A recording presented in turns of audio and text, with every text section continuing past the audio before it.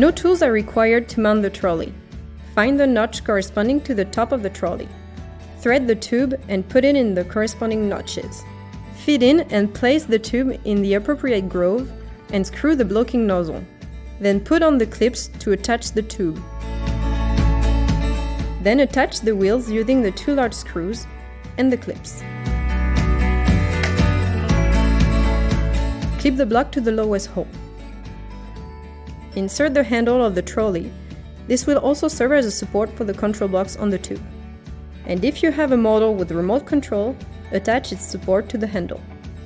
Install the control box on the handle. Press firmly to click it into place. For optimum operation, make sure that the pool water meets the following criteria: pH between 6.8 and 7.6, chlorine below 3 mg per liter. The water temperature must be at least 15 degrees. Also, remove any object that could prevent the cleaner from moving around, such as toys or thermometer.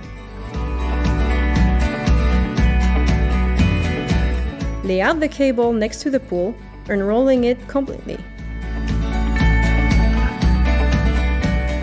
Immerse the cleaner vertically in the water. Move the cleaner around so that the air is released from the device. Wait for the cleaner to come to a stop at the bottom of the pool.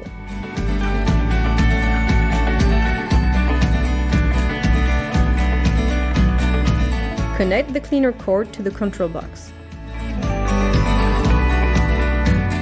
Then connect the box to the mains.